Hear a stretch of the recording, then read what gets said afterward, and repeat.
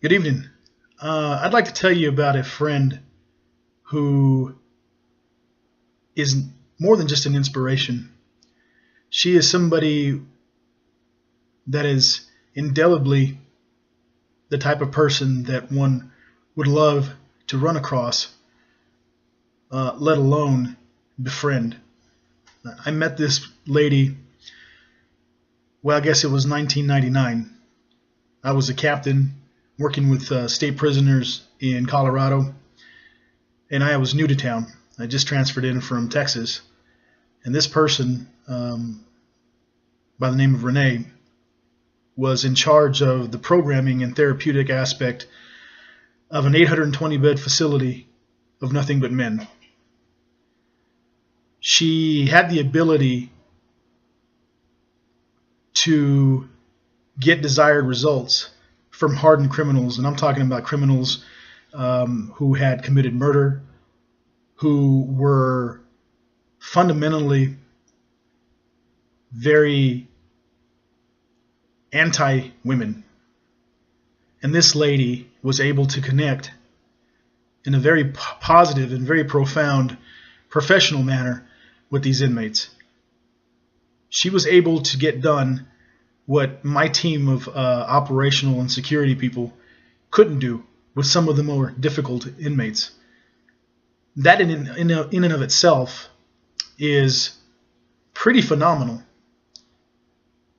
But she goes beyond that. This is a lady who was very selfless. Well, I should say is very selfless. Very patriotic. And much like millions of Americans before her and after her, I'm sure, she enlisted in the armed forces and did about 2 tours in the United States Army abroad. I'm very inspired by that, but more so than that, she parlayed that experience, that selflessness, and that discipline that she learned in the military and applied it to the rest of her life. When she came back from the military, she married. She had 2 girls from her first marriage and had to really deal with her husband, who had kind of unraveled mentally to the point where he committed suicide. And she's faced with a life of raising 2 children without their father, and having to explain the tragic demise of their father to those 2 children later on in life. I'm sure was a very big burden in her heart. But she had the capacity to be able to pull herself up and move forward. She remarried, and she had 3 more girls. I say that only because the second marriage failed.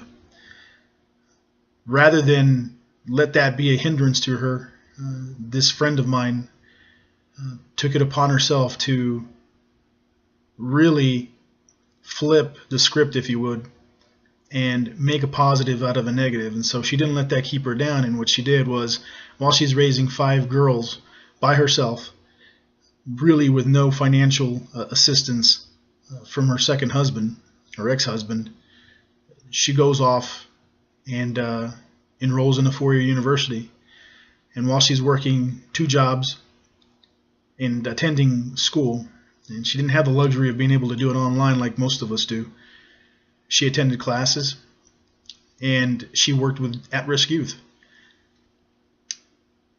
She not only got her bachelor's degree, but she was able to go ahead and attain her master's degree. And she turned that around and got into the criminal justice sector, working with on the adult side at first in Colorado, where she was able to impact many inmates in a very positive way, including beginning the state's first dog program, in which she took dogs from 4-H groups, created an inmate canine program in which these dogs were trained by inmates and lived with inmates 24/7. A couple of dog handlers were assigned to each dog, and these dogs were able to be trained to the point where organizations were able to determine if there were going to be dogs that provided assistance to disabled folks, or even became search and rescue dogs. That's how profound and prolific her program was. I find great inspiration out of this lady. And quite frankly, because she was so intelligent and so driven, she elevated my performance professionally to the point that I promoted to major while I was in Colorado, and was able to work in a couple of different states after that, here in Texas, as well as in Arizona, working with multitudes of inmates from different states, different jurisdictions, and including the federal government. I owe a lot of my professional success to her, and quite frankly, she's a large part of what keeps me going when I'm running an institution for at-risk youth, and that gets kind of hairy at times, and it takes up a lot of my time, and I'm also raising a 4-year-old daughter at the same time, trying to attain this degree.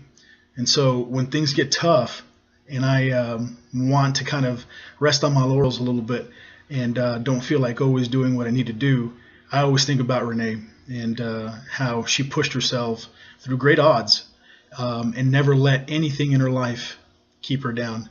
And so that's where I draw my inspiration from, and I'm glad to have known her. Thanks for letting me share.